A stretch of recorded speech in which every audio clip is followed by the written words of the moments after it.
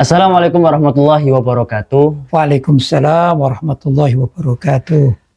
Pada kali ini Pak Kiai, di podcast kali ini saya ingin membahas satu tema, yakni tentang membedah buku yang akhir-akhir ini saya kagumi. Iya, boleh.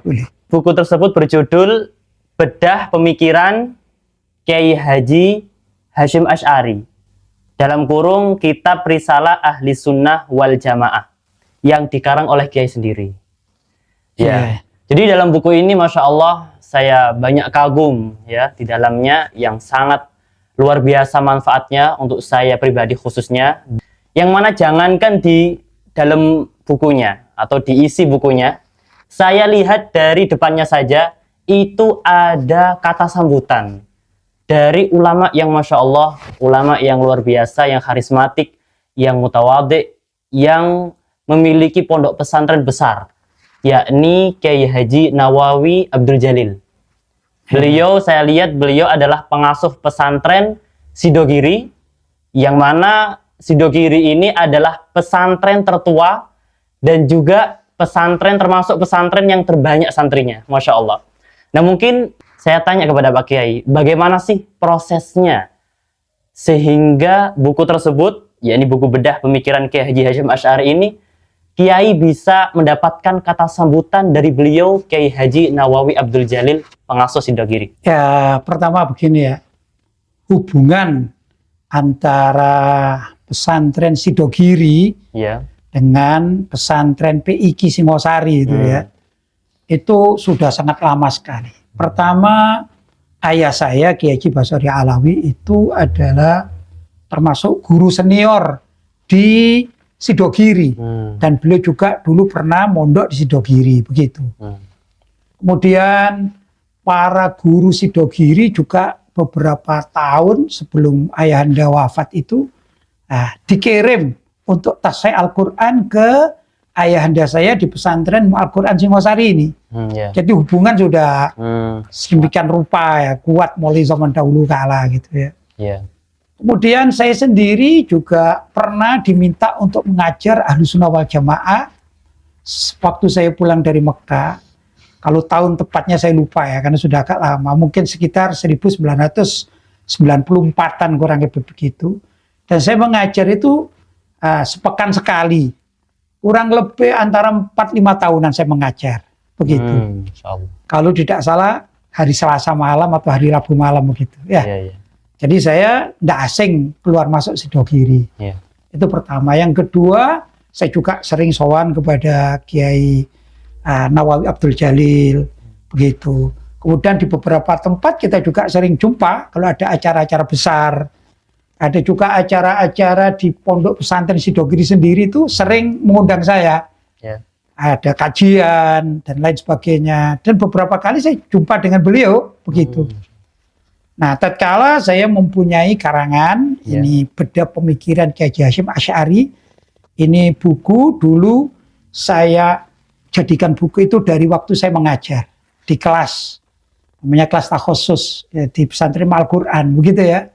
Kemudian saya bukukan, yaitu apa yang tertulis dalam kitab Risalah Ahli Sunnah wal Jamaah itu saya praktekkan dalam kehidupan zaman sekarang, begitu.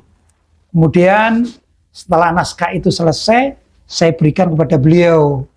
Saya minta, Pak Kiai, barangkali antum berkenan untuk memberikan kata pengantar, ya karena memang hubungannya kita sudah dekat ya gitu ya, sering sudah jumpa, artinya tidak asing lagi.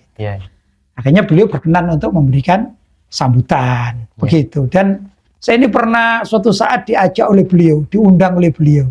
Saya tidak tahu waktu itu diundang, kenapa saya dipanggil, saya hadir ke Sidogiri. Setelah di Sidogiri, saya diajak pergi ke kantor PWNU Jawa Timur. Diajak ke sana, pakai mobil beliau. Seingat saya itu Alphard kalau tidak salah. Iya, begitu ya.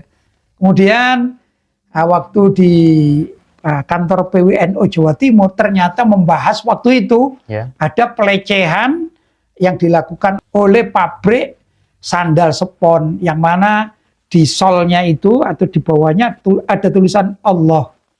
Nah, kemudian kita sama-sama menyampaikan keresahan di kantor PW Jawa Timur. Dan saya juga menyampaikan kepada beberapa kawan aparat, akhirnya diproses dan pabrik itu ditutup. Nah, itu peristiwanya saya diajak oleh Kiai Nawawi Abdul Jalil untuk ke kantor PWNU Jawa Timur. Begitu, jadi ya cukup dekat. Begitu. Ya, jadi antara Kiai dengan Kiai Nawawi sebelumnya juga sudah menjalin hubungan yang erat sehingga mudah untuk mendapatkan kata sambutan dari beliau gitu ya Pak Kiai? Iya, itu antara lain. Dan saya tahu beliau itu yang penting isi dari buku atau pengajaran itu ilmiah. Saya nggak tahu penilaian beliau bagaimana, yang penting saya ini diterima di lingkungan pesantren Sidogiri. Saya dengar katanya ini yang diajarkan disampaikan ilmiah, maka karya saya diterima oleh beliau, termasuk begitu. Oh iya. Kemudian Pak Kiai, saya lihat juga di isi daripada kata pengantar atau kata sambutan dari beliau itu bukan hanya sekedar memberikan kata pengantar saja, tapi di situ beliau juga memberikan apresiasi kepada Kiai, yang mana memang di akhir-akhir zaman ini itu banyak sekali orang-orang yang salah paham pemikiran Kiai Haji Hasyim Asy'ari. Apakah mungkin itu yang menjadi dorongan Kiai untuk mengarang kitab atau buku Bedah Pemikiran Kiai Haji Hasyim Asy'ari, atau ada yang lain yang membuat Kiai terdorong dengan hal itu? Ya, jadi begini, praktek di lapangan yang saya tahu gitu ya, warga NU zaman sekarang itu banyak yang perilakunya, bukan pemikirannya, pemahamannya, bukan perilakunya itu keluar dari ajaran Kiai Haji Hasyim Asy'ari, begitu. Contoh paling konkret gitu ya, Kiai Haji Hasyim Asy'ari itu diantaranya membatasi warga NU, jangan sampai warga NU itu berhubungan apalagi mengikuti akidah atau aliran Syiah, gitu ya. Nah, Syiah itu menurut beliau, Syiah apapun, semuanya Syiah itu dalam konteks pemikiran Kiai Haji Hasyim Asy'ari itu sesat. Nggak ada Syiah yang tidak sesat. Min ahlil bid'ah, begitu ya.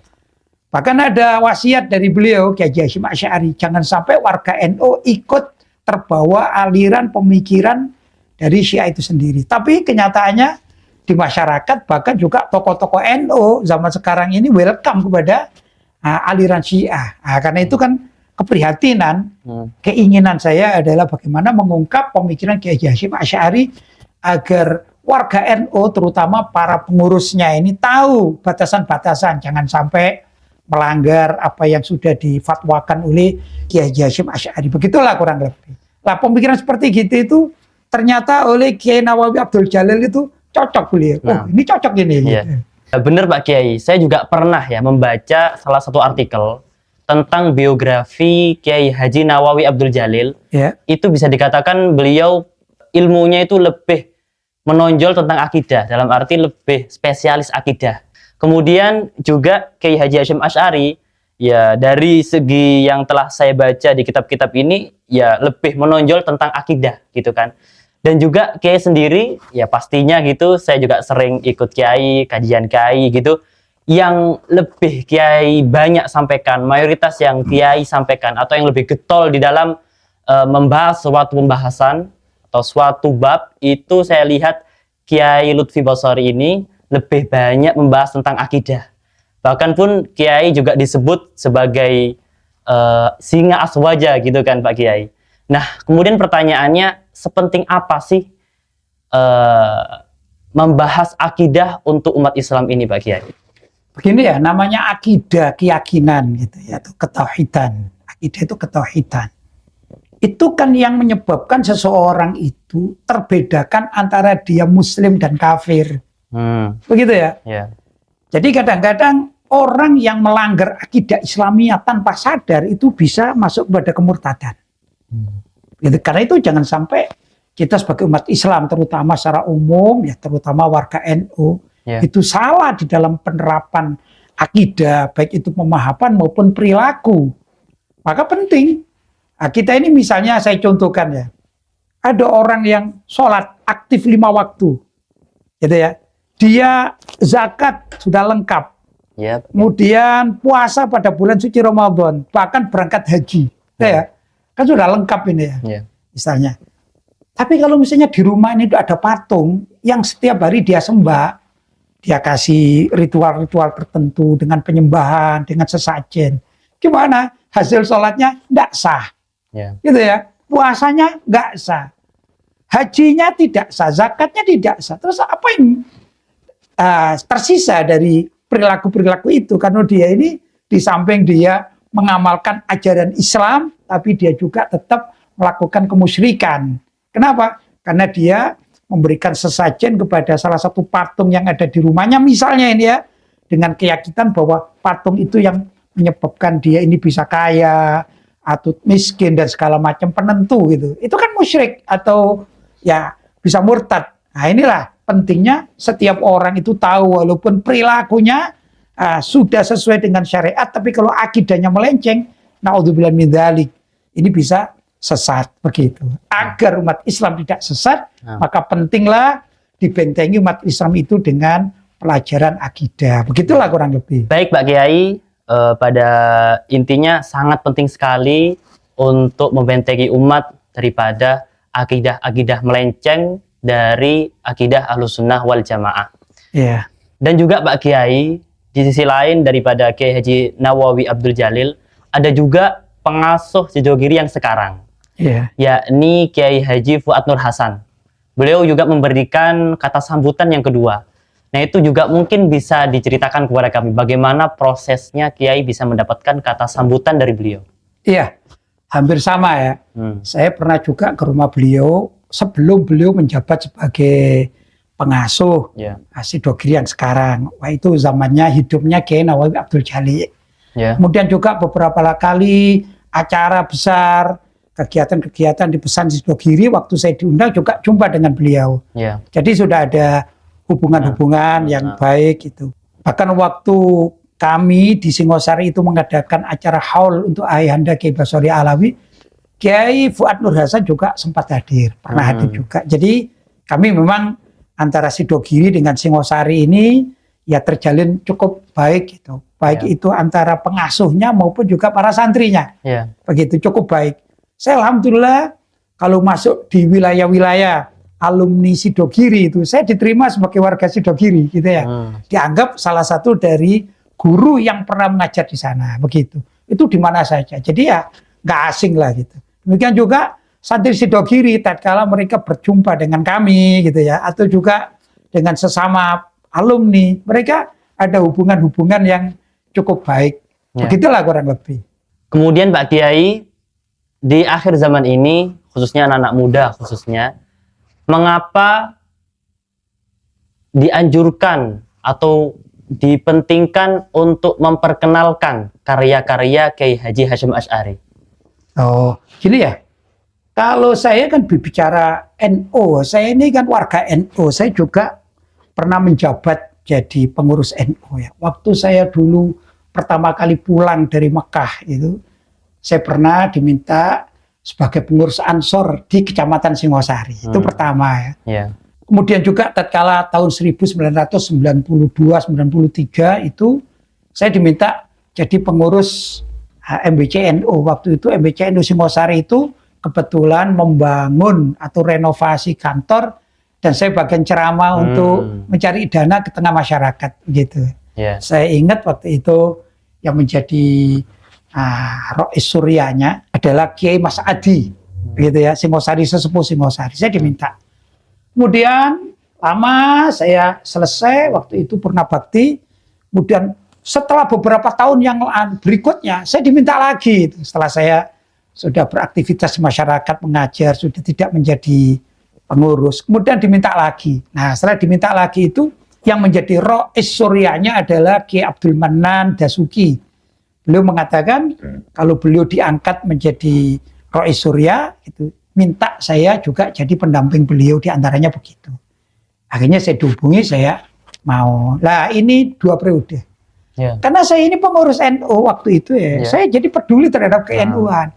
Dan saya kepingin NU itu murni sebagaimana ajaran Kiai Haji Hasyim Asy'ari. Saya juga pemerhati karya tulis Kiai Haji Hasyim Asy'ari. Beliau punya kumpulan, ya kumpulan ini yang dibukukan oleh orang sekarang namanya Irsyadus Sari, bukunya besar. Di antaranya ada kitab Ahlussunnah wal Jamaah. Jadi ya, yang kita bedah sedikit, tapi itu juga campuran lah, bukan cuman Ahlussunnah wal Jamaah saja, ada beberapa yang saya ambil dari kitab beliau yang lain. Gitu. Saya setarakan dengan kehidupan zaman sekarang. Jadi kalau kita ini mengaku sebagai warga NU, ya sudah selayaknya kita tahu siapa pendiri NU dan bagaimana pemikirannya, pemahamannya. Jangan sampai kita ini mengaku sebagai warga NU, tidak kenal pendirinya siapa, kemudian perilaku kita melenceng kemana-mana.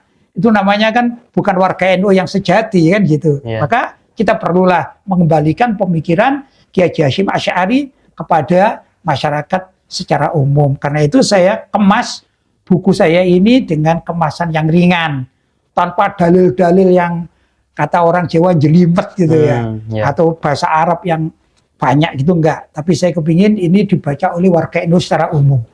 Jadi masyarakat umum bisa membacanya, Kiai pun bisa membacanya begitu. Baik, Masya Allah Pak Kiai. Mungkin sedikit ini saja episode kali ini yang ingin saya bahas kepada Pak Kiai.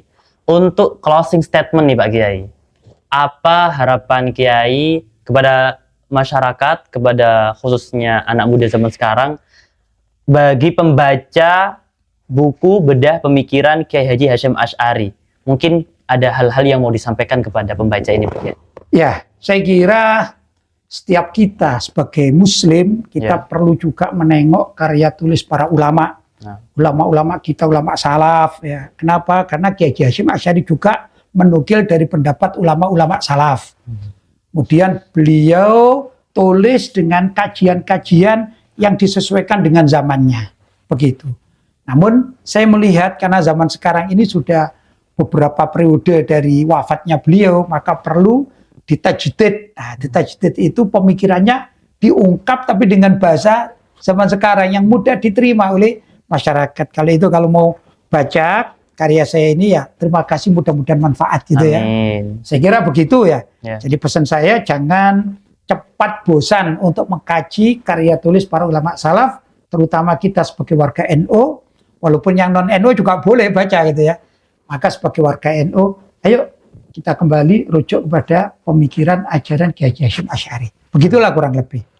Baik, Pak Kiai, terima kasih banyak atas penjelasannya. Mudah-mudahan podcast kali ini bisa memberikan manfaat kepada kita semua, khususnya warga NU. Sekian dari kami. Wassalamualaikum warahmatullahi wabarakatuh.